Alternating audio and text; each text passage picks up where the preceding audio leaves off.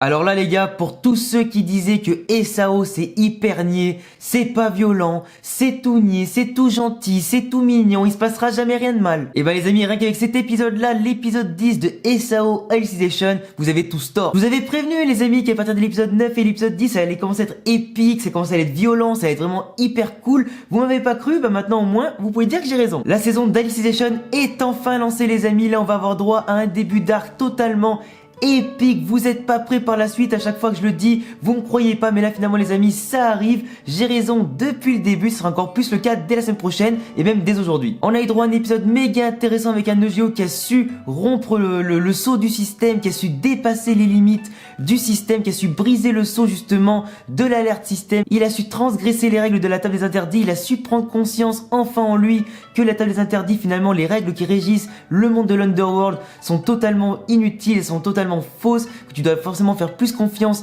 en ton libre arbitre, faire ta propre justice, avoir ta propre réflexion sur les lois et non pas agir en les respectant sans forcément y obéir de manière aveugle. On a également eu un Humber et un Raios, les deux putains de nobles que j'insulte depuis plusieurs épisodes pour leurs conneries, pour faire que ce soit des mecs hyper vicelard, que ce soit des mecs hyper dégueulasses et hyper fourbes. Ils ont du coup dépassé les limites dans cet épisode là, ils ont été recadrés à leur place et franchement ça fait du bien. On a aussi également un Kirito qui a su encore une fois arriver pile à temps pour sauver la situation, sauver le jeu et bien sûr leur foutre une bonne raclée à ces connards. Avec bien sûr en fin d'épisode une énorme révélation sur laquelle on reviendra un petit peu plus tard. Déjà dès le début de l'épisode on a eu droit à un petit message de prévention visant bien sûr à avertir le public du fait qu'il allait y avoir des scènes violentes, un petit peu gore, sanglantes avec bien sûr un peu de sexe et tout ça, donc forcément c'était pour avertir le public qui est du coup mineur, qui n'est pas assez mature, qui n'est pas assez, comment dire, réveillé ni bien sûr assez âgé pour regarder ça. Donc au moins ils ont eu la gentillesse de prévenir le public mineur par rapport à tout ce qui allait arriver, mais au moins en tout cas ils l'ont bien prévenu quand même. On a ensuite eu après ça un tout début d'épisode vraiment posé, mais ça a pas duré très longtemps au niveau du posé. On a Kirito et Eugeo qui sont tranquillement assis dans leur chambre, qui nettoient leurs armes après du coup leur dur entraînement de la journée. On voit qu'il fait pas un très beau temps dehors et justement ils se posent tous les deux des questions sur le fait que leurs deux disciples, Loni et Tizé, sont en retard pour le grand ménage qui est censé être fait du coup par les disciples à la fin de chaque entraînement. Sachant qu'en général les PNJ régis par le système sont toujours à l'heure, ils transgressent jamais les règles et tout ça. Ils s'inquiètent forcément et très fortement du fait qu'elles soient toutes les deux en retard et surtout en même temps un jour comme ça. Surtout vu tous les événements qu'il y a eu ces derniers mois avec du coup Humber, Raios qui leur a foutu la misère les derniers jours, c'est quand même assez compliqué pour eux de ne pas avoir forcément un mauvais ressentiment par rapport à ce que du coup la disciple d'Humber avait subi. Ils disent que peut-être il se passe quelque chose. En tout cas Kirito qui ouvre la fenêtre et qui part du coup un petit peu en avance et en éclaireur au réfectoire, au dortoir des disciples pour voir si elles sont pas là-bas. Entre temps, pendant que Eugeo du coup devait attendre ici leur retour au cas où si jamais elles étaient un petit peu en retard et du coup elles allaient revenir, on a du coup Frenica Chesky qui est donc la fameuse disciple de Humber qui apparaît devant Eugeo en toquant à sa porte. Elle le prévient comme quoi apparemment Loni et Tizé ont entendu des choses sur elle, etc. Elle leur a tout raconté par rapport aux certains services un petit peu spéciaux que lui avait demandé Humber du coup parce que c'était totalement interdit. Alors autant la dernière fois il s'agissait d'un petit massage en sous-vêtements dans son bain, autant là apparemment il a dépassé encore plus les limites, des choses encore plus humiliantes dont je vous laisse peut-être imaginer un petit peu la chose. Elle vient du coup se plaindre à Eugeo, mais du coup elle s'était d'abord plaint à justement Tizé et Loni qui ont voulu la défendre en allant directement parler à Humber et Raios pour les insulter. Parce que forcément Eugeo s'inquiète à mort et du coup il comprend que si elles sont en retard c'est à cause de Humber et Raios. Il prend son arme, il court directement dans le dortoir, du moins dans la chambre de Humber et Raios, défonce la porte du coup après qu'il lui dit de rentrer. Il les voit tranquillement installés en peignoir, les mecs totalement sereins, hyper contents, ils ont le sourire jusqu'aux oreilles. Donc on comprend directement que ces deux bâtards ont fait quelque chose de mal ou du moins qu'ils sont en train de préparer un truc de mal. Les deux sirotent leur petit verre de vin avec un air hyper hautain et du coup qui donne envie de les baffer. Eugeo s'inquiète de plus en plus, il essaie un petit peu de se calmer, de les interroger tranquillement. Les deux se lèvent et se dirigent en tout cas vers une porte dans la chambre. Ils ouvrent ça, on voit un grand lit et qu'est-ce qu'on voit? Loni et Tizé, bâillonnés et attachés au lit et elles ne peuvent carrément rien faire. Eugeo est totalement dégoûté par ce qui se passe, il se met à crier, il se met vraiment à s'emporter par rapport à eux. Ils lui disent vraiment qu'en plus de ça, leur statut de noble apparemment et les règles qui régissent les nobles, comme quoi les nobles ont droit au pouvoir sur les gens un peu plus, enfin moins nobles, etc. Ou du moins sur les gens random si vous préférez. Ils insinuent comme quoi certaines règles de la loi de la table des interdits sont plus importantes que l'école, mais qu'en tout ça est régi par les nobles. Alors du coup les nobles peuvent faire entre guillemets ce qu'ils veulent, d'où le fait que eux par rapport à certains PNJ, ils ont peut-être compris par leur morale et un petit peu par leur vice qu'ils peuvent outrepasser certaines règles, en tout cas en étant tout à fait conscient de la chose. Du coup on les voit directement sauter sur le lit, s'emparer justement de Loni et teaser, il commence à les déshabiller, les toucher, les lécher. Bah, c'est totalement hyper gore. En plus tu les vois avec ces deux là en mode hyper dégueulasse. Elles se mettent forcément à crier, elles ne peuvent rien faire, elles sont totalement attachées et bâillonnées. Elles peuvent absolument pas résister ni faire quoi que ce soit. Donc on peut carrément dire que c'est un viol totalement. Donc les pauvres sont obligés de se laisser faire, elles peuvent absolument rien faire. EGO, comme régi par le système, il ne peut absolument rien faire, ses jambes sont totalement figées. En plus de ça, t'as Raios qui lui balance des trucs sur la table des interdits qui vont vraiment bloquer EGO qui est hyper à cheval sur les règles vu qu'il est régi par le système comme tous les PNJ. Donc le pauvre il assiste impuissant à la scène, ça rappelle un petit peu à l'époque bien sûr de Sword Art Online où t'avais Asuna qui était attaché, enfin dans Alpha Online qui était attaché par l'autre connard à lunettes, là je me rappelle plus son nom, qu'il avait attaché, qui voulait se marier avec elle et tout ça. Ça rappelle un petit peu cette scène là, un petit peu plus gore quand même, parce que là les deux sont vraiment sur elle, etc. Il les touche, il les lèche, ils font vraiment tout. On a en plus de ça dans l'œil de Geo du coup, donc on voit déjà Geo qui réfléchit énormément au fait qu'il veut les buter, qu'il veut se venger, qu'il veut les venger et les punir pour ce qu'ils sont en train de faire. On voit un moment du coup son œil qui commence à devenir tout rouge avec bien sûr le système alerte qui s'affiche, comme quoi le système a détecté que Geo allait franchir les lois des tables interdits, qu'il allait franchir et surtout transcender les interdits et transgresser les règles, et c'est à ce moment là du coup que le système commence un petit peu à exercer son sceau sur lui en l'empêchant d'agir, en lui bloquant ses jambes. Après contre toute attente, Geo arrive enfin à se libérer, il arrive en tout cas à ne pas commettre la même erreur qu'il avait fait à l'époque pour Alice où il n'était pas intervenu quand elle s'était fait enlever par le chevalier d'intégrité. Il se lève, il serre fort son arme, il cherche sa technique, on a son œil qui explose parce qu'en fait en réalité si son œil a explosé pour ceux qui n'ont pas compris,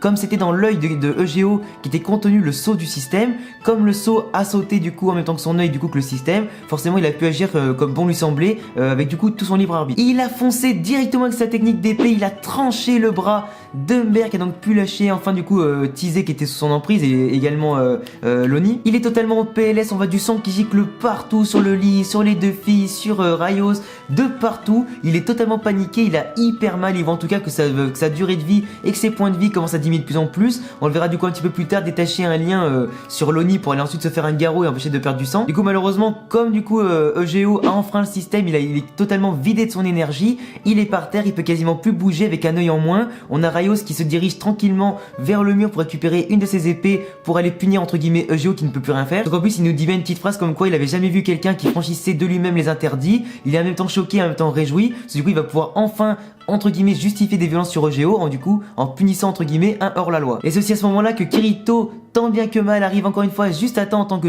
héros qu'il est vraiment au niveau des femmes, que des mecs, tout ce que tu veux. Il arrive, il sauve Geo au dernier moment, il affronte Raios qui est donc soi-disant le numéro 1 des épices de l'école. Il l'affronte et bien évidemment le combat est hyper serré. On a Kirito qui va rassurer Geo comme quoi du coup il faut pas qu'il s'inquiète, ça va bien se passer, qu'il a très bien agi et tout ça selon ses propres règles. Il a écouté en tout cas les conseils de Kirito dans le dernier épisode et c'est du coup pour ça que Kirito est fier de lui. On a les filles qui sont totalement paniquées mais pendant que Kirito du coup charge sa nouvelle technique, on voit du coup une espèce de rafale de vent autour de lui, comme un petit peu l'esprit de Giga Cédar dans son arbre avec du coup des feuilles, le vent, tout ça tu vois. Et on a également Raios qui va activer une technique des nobles et du coup comme il a envie de tuer les deux, il se dit qu'il va devenir encore plus fort s'il le fait pour un petit peu satisfaire son ego et transmettre à son épée encore plus de puissance. Sauf que malgré sa puissance, Kirito arrive quand même à l'arrêter, à enchaîner les coups sur lui, en tout cas au coude à coude. Kirito plie un petit peu les genoux parce que du coup il a un petit peu en difficulté sous la puissance de la fierté de Raios, mais il arrive finalement à enchaîner ses techniques d'épée, lui couper les deux mains, mettre à mal Raios qui finira du coup par terre, assassiné par Kirito entre guillemets, il finira vidé de son sang, à perdre sa vie. D'ailleurs à ce moment là on a aussi pu voir quelque chose de hyper intéressant justement cette scène là. On a pu voir que Raios au moment où il était quasiment mort en fait, on voit qu'il demandait justement à Humber de lui donner sa vie, alors que juste avant quand Humber lui avait demandé un petit peu de vie,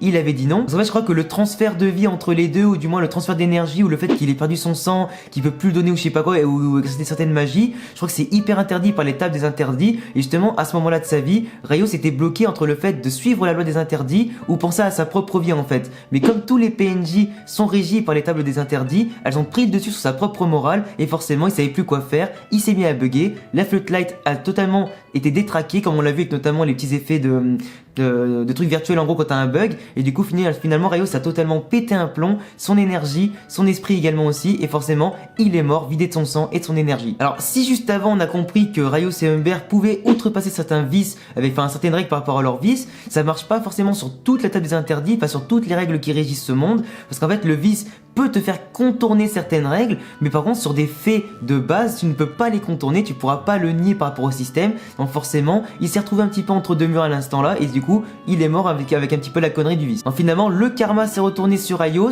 il a contourné les interdits pour mieux se les prendre de plein fouet après, donc c'est bien fait pour sa gueule. En tout cas, tout le monde qui est très choqué de la scène, on a un mort pour la première fois, en tout cas un premier meurtre dans ce monde-là. Humber est totalement fou de rage, entre guillemets, fou de terreur, du coup il se met à courir, prévenir tout le monde, donc forcément après la pression retombe, Lonnie et Tizé sont très contentes d'avoir été libérées, mais elles sont très tristes parce qu'elles savent très bien que Kirito et Eugeo vont avoir de graves problèmes après ça. Finalement après on voit que le lendemain il y a quand même le temps qui était passé, Kirito et Eugeo ont dormi entre guillemets en prison dans l'école, ou du moins dans un petit dortoir à l'abri des regards. La chef en tout cas du dortoir vient les voir, elle arrive à activer du coup une certaine magie de soin pour redonner à Eugeo du coup son œil. Donc c'est un personnage qui est très intelligent, elle a très bien compris ce que Eugeo et Kirito ont fait, elle les engueule pas, elle est justement très fière d'eux, elle a compris que Eugeo a su transgresser les règles du système et il a su agir par son propre chef.